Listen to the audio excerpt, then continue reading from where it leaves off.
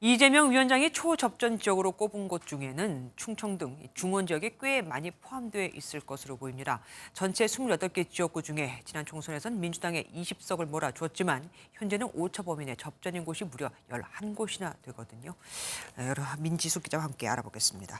민 기자, 네. 지난 총선 때도 초접전지가 많았죠, 이 충청 지역에서. 맞습니다. 전체 253석 중에 24곳이 3%포인트 격차로 승부가 엇갈렸습니다. 네. 하지만 이 중에 가장 많은 6곳이 충청 지역에 몰려 있었는데요. 아. 영남과 호남처럼 양당에 대한 소속감이 크지 않기 때문에 인물이나 이슈에 따라 정말 근소한 표 차이로 승부가 엇갈리는 지역입니다. 그런데 그 민주당에 몰아줬던 표심이 이번에 좀 바뀌고 있나 봐요? 네, 최근 여론조사 어제 나온 조사를 보면요. 최근 2주 동안 국민의힘에 대한 지지율 충청 지역에서 오르고 있는 추세입니다. 민주당 세종갑 후보의 갭투기 의혹, 국민의힘의 국회 세종시 이전 공약 등이 긍정적인 영향을 미친 결과로 해석이 되는데요. 네. 사실 이번 선거 이 구도로만 봤을 때 그 어느 때보다 여당에 유리한 상황이 맞습니다.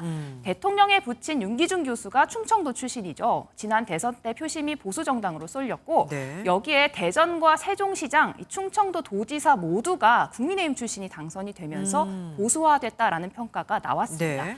오늘도 대통령이 세종을 찾아서 제2집무실 설치와 국회의사당 이전 등을 약속하며 여당 공약과 보조를 맞추는 모양새인데요. 막판 보수층 표심 공략에 나선 모습으로 보입니다. 그러면 실제로 국민의힘 후보들이 앞서고 있습니까? 그렇지는 않습니다. 그래요? 여론조사 결과를 보니까요. 지난 총선에서 민주당이 승기를 잡았던 천안갑을 보시면 3월 초까지만 해도 이 국민의힘 후보가 10%포인트가까지 앞선 나갔는데 최근 여론조사에선 이 숫자 뒤집혀서 역전이 됐습니다.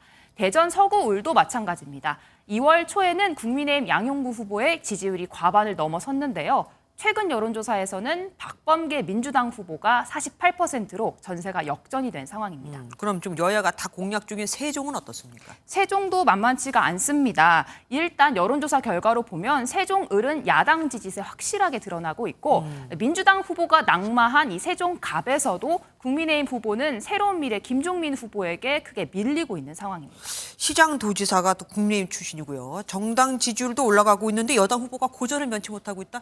이해가 안 됩니다. 네, 전문가들은 세대 교체가 제때 이루어지지 못했다라는 점을 패인으로 꼽습니다. 돈봉투 수수 의혹으로 공천이 취소된 정우택 의원 이 지역에서 5선을 했었죠. 네. 이번에 경선을 포기한 홍문표 의원도 4선을 했습니다.